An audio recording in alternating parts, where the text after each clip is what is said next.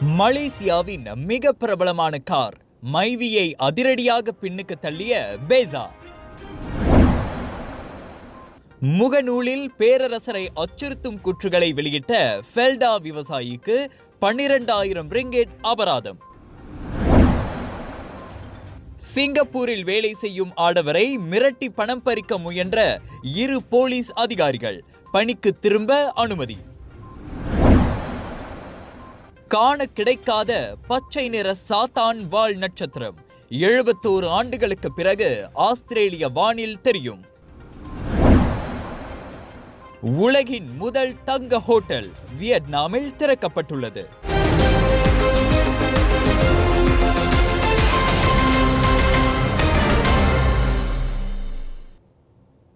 வணக்கம். முகநூல் வாயிலாக பேரரசருக்கு மிரட்டல் விடுத்த ஃபெல்டா விவசாயி ஒருவருக்கு கோலாலம்பூர் செஷன்ஸ் நீதிமன்றம் இன்று 12,000 ரிங்கிட் அபராதம் விதித்து தீர்ப்பளித்தது. 45 வயது சம்சுரி ரம்லி எனும் அவ்வாடவன் தமக்கு எதிரான குற்றச்சாட்டை ஒப்புக்கொண்டதை அடுத்து அவனுக்கு அந்த தண்டனை விதிக்கப்பட்டது. எனினும் அபராதத்தை செலுத்த தவறும் பட்சத்தில் அவன் 6 மாதம் சிறை தண்டனை அனுபவிக்க வேண்டும் என நீதிபதி உத்தரவிட்டார். PN சிறந்தது. பேரரசருக்கு இளைஞர்களின் எச்சரிக்கை.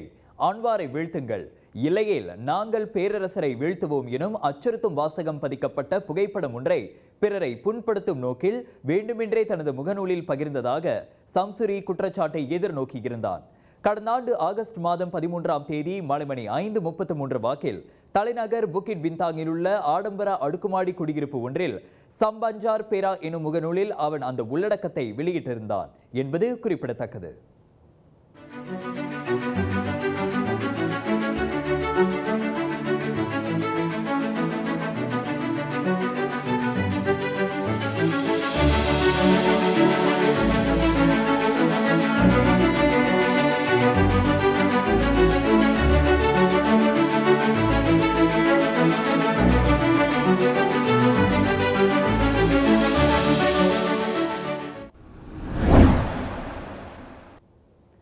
மலேசியர்கள் மத்தியில் மிகவும் பிரபலமான கார் என்ற பெருமையை பெருடுவா மைவியிடம் இருந்து பெருடுவா பேசா தட்டி பறித்திருக்கின்றது. மலேசிய சாலைகளில் 5 ஆண்டுகளாக ஆதிக்கம் செலுத்திய மைவியை கடந்த ஆண்டு பேசா பின்னுக்கு தள்ளி பரபரப்பை ஏற்படுத்தியுள்ளது. சாலை போக்குவரத்து துறை JPJ வெளியிட்ட தகவலின்படி 2023 பதிவு செய்யப்பட்ட பேசா கார்களின் எண்ணிக்கை 56,735 ஆகும். மைவியோ வெறும் 45,014 கார்களை மட்டுமே பதிவு செய்து 2ஆம் இடத்திற்கு இறங்கியது. குறைவான விலை, சிறந்த எரிபொருள் பயன்பாடு மற்றும் பெரிய லக்கேஜ் இடவசதி என பேசாவுக்கு இருக்கும் கூடுதல் பலமே இந்த அதிரடி மாற்றத்திற்கு காரணம் என கூறப்படுகிறது. இவ்வேளையில் கூகுளில் ட்ரெண்டிங்காக இருக்கும் கார்களில் மைவியே இன்னும் முதலிடம் வகிக்கிறது. மைவி குறித்த தேடல்கள் கடந்த ஆண்டு சராசரியாக 82ஆக பதிவாகிய நிலையில் பேசா குறித்த சராசரி தேடல்கள் 38ஆக பதிவாகியுள்ளன.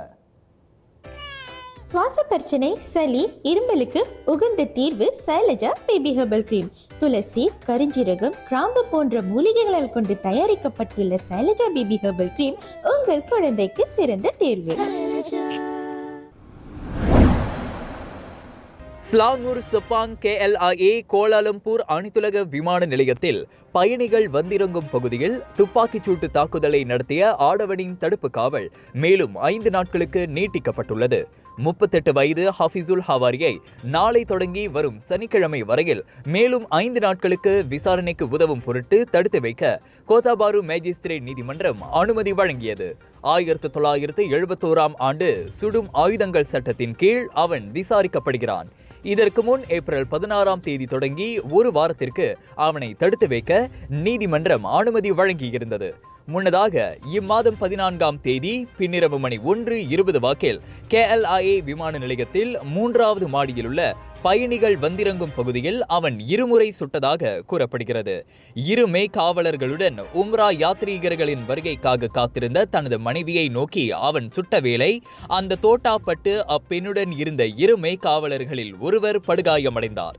அச்சம்பவத்திற்கு பின் தலைமறைவாகிவிட்ட அவ்வாடவன் 36 மணி நேரத்திற்கு பின்னர் கோத்தாபாருவில் கைது செய்யப்பட்டான் என்பது குறிப்பிடத்தக்கது. ராஜயோகாவின் மங்களகரம் நிறைந்த தனித்துவம் கொண்ட சூடம், ராஜயோகாவின் தெய்வீக நறுமணம் நிறைந்த அகர்பத்திகள் மற்றும் இயற்கையான நறுமணம் கொண்ட ராஜயோகாவின் சாம்பிராணிகள் என பூஜைக்கான தேவைகளை உங்களிடம் கொண்டு வருகிறார்கள் ராஜயோகா. இது ஒரு சிம்லா மார்க்கெட்டிங்கின் தரமான வெளியீடு.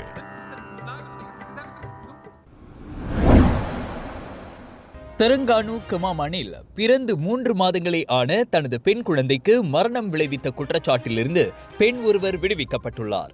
குழந்தையை பிரசவித்த பின்னர் மன உளைச்சலில் இருந்தபோது அப்பெண் குழந்தைக்கு மரணம் விளைவித்ததால் அவர் அக்குற்றச்சாட்டிலிருந்து விடுவிக்கப்படுவதாக கமாமான் செஷன்ஸ் நீதிமன்றம் தீர்ப்பளித்தது.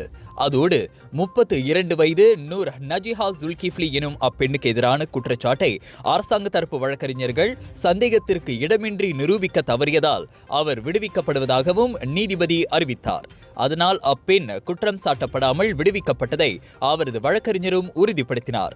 முன்னதாக மெடினா சாண்ட்ரா முகமது சட்லிக்கு மரணம் விளைவித்ததாக அப்பெண் குற்றச்சாட்டை எதிர்நோக்கியிருந்தார். 2019 ஆண்டு செப்டம்பர் 11ஆம் தேதி காலை மணி 11:30 வாக்கில் நிராம் 2 உள்ள ஃபெல்டா குடியிருப்பில் அவர் அக்குற்றத்தை புரிந்ததாக தெரிவிக்கப்பட்டது. பலவீனமாக காணப்பட்ட அக்குழந்தையை அதன் தந்தை சுக்காய் சென்னை சுகாதார மையத்திற்கு கொண்டு சென்றுள்ளார். எனினும் சிகிச்சை பலனின்றி அக்குழந்தை உயிரிழந்ததை அடுத்து அப்பெண் கைது செய்யப்பட்டார் என்பது குறிப்பிடத்தக்கது. சிங்கப்பூரில் வேலை செய்யும் மலேசிய ஆடவர் ஒருவரை மிரட்டி பணம் பறிக்க முயன்ற குற்றச்சாட்டு தொடர்பில் இதற்கு முன் தடுத்து வைக்கப்பட்டிருந்த 2 போலீஸ் அதிகாரிகள் பணிக்கு திரும்ப அனுமதிக்கப்பட்டுள்ளனர். அவர்களுக்கு எதிராக பணி நிறுத்தம் உத்தரவு பிறப்பிக்கப்படும் வரை அவர்கள் வழக்கம் போல வேலை செய்வார்கள் என ஜோர் பாரு ஸ்லாத்தான் மாவட்ட போலீஸ் தலைவர் ரவுப் ஸ்லாமாட் தெரிவித்தார். அவ்விருவருக்கும் எதிரான தடுப்பு காவல் இன்றுடன் முடிவடையும் வேளை அது நீடிக்கப்படவில்லை. அதனால் மேல் உத்தரவு வெளியிடப்படும் வரை அவர்கள் ஜொகூர் போலீஸ் தலைமையகத்தில் வழக்கம் போல பணியில் ஈடுபடுவார்கள் என ராவ் தெளிவுபடுத்தினார். முன்னதாக ஜொகூர் பாரு சுல்தான் இஸ்காண்டார் கட்டடத்தில் உள்ள CIQ சுங்க குடிநுழைவு மற்றும் தனிமைப்படுத்தும் வளாகத்தில் பணிபுரிந்து வந்த அவ்விரு போலீஸ் அதிகாரிகளும் கடந்த சனிக்கிழமை கைது செய்யப்பட்டு 3 நாட்களுக்கு தடுத்து வைக்கப்பட்டனர். ஜனவரி 4ஆம் தேதி சிங்கப்பூரில் வேலை செய்யும் 50 வயது மலேசியர் ஒருவரை மிரட்டி அவரிடமிருந்து 1000 ரிங்கிட் பணத்தை பறிக்க முயன்ற குற்றச்சாட்டு தொடர்பான விசாரணைக்கு உதவும் பொருட்டு அவர்கள் தடுத்து வைக்கப்பட்டது குறிப்பிடத்தக்கது.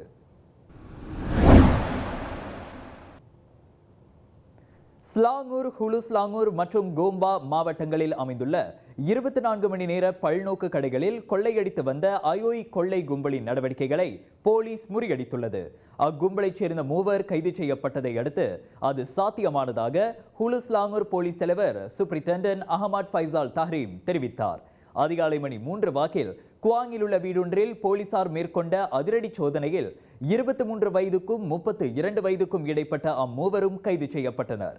அவர்களிடமிருந்து ஹோண்டா RSX ரக மோட்டார் சைக்கிள் 1, 2 ஹெல்மெட்டுகள், கருப்பு சட்டை மற்றும் 1 ஜோடி காலணி ஆகியவையும் பறிமுதல் செய்யப்பட்டன. அம்மூவரையும் கைது செய்ததன் வாயிலாக ஹுலு ஸ்லாங்கூர் மற்றும் கோம்பா மாவட்டங்களில் இதற்கு முன் புகார் செய்யப்பட்ட 9 கொள்ளை சம்பவங்களுக்கு தீர்வு காணப்பட்டிருப்பதாகவும் அஹமத் ஃபைசால் சொன்னார். குற்றவியல் சட்டத்தின் கீழ் விசாரணைக்கு உதவும் பொருட்டு அம்மூவரும் வரும் வெள்ளிக்கிழமை ஏப்ரல் 26ஆம் தேதி வரையில் தடுத்து வைக்கப்பட்டுள்ளனர்.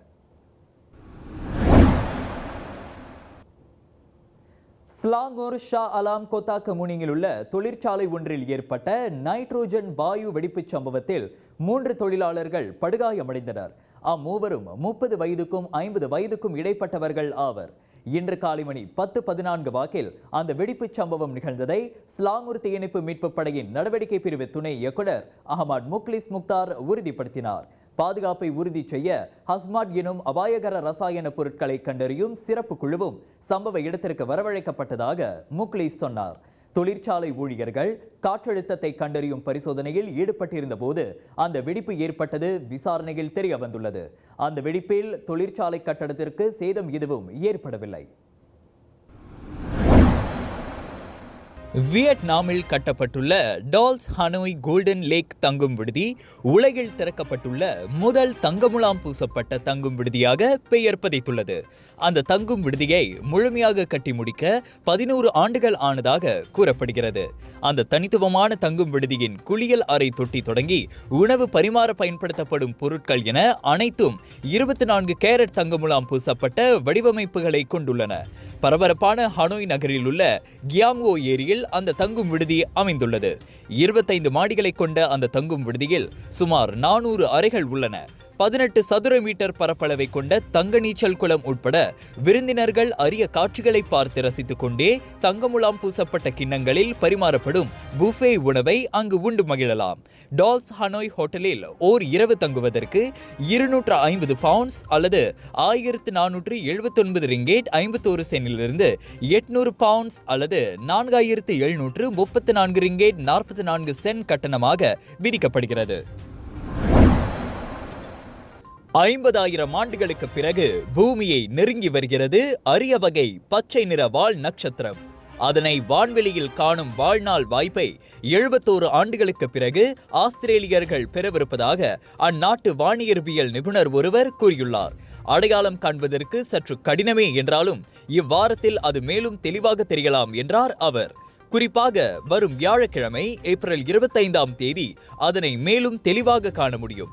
வியாழன் கிரகத்திற்கு அருகில் அது இருப்பதாக ஆஸ்திரேலிய தேசிய பல்கலைக்கழகத்தைச் சேர்ந்த பிராட் தக்கர் கூறினார். 12 பி ஸ்ட்ராக் போன்ஸ் புரூக்ஸ் என்ற பெயரை கொண்ட அந்த பச்சை நிற வால் நட்சத்திரத்தில் 2 கொம்புகள் இருப்பது போல் தெரிவதால் அது சாத்தான் வால் நட்சத்திரம் என்றும் அழைக்கப்படுகிறது. 34 கிலோமீட்டர் சுற்றளவை கொண்ட அந்த வால் நட்சத்திரம் 71 ஆண்டுகளுக்கு ஒருமுறை பூமியை கடந்து செல்வதால் அதனை பார்க்கும் வாய்ப்பு வாழ்நாளில் ஒருமுறை மட்டுமே கிடைக்கும். அமெரிக்கா லாஸ் ஏஞ்சலஸில் உள்ள கேளிக்கை பூங்காவில் டிராம் வாகனம் விபத்துக்குள்ளானதில் 15 பேர் படுகாயமடைந்தனர். வார இறுதி விடுமுறையின் போது ஏராளமான சிறார்கள் திரண்டிருந்த போது அச்சம்பவம் நிகழ்ந்தது.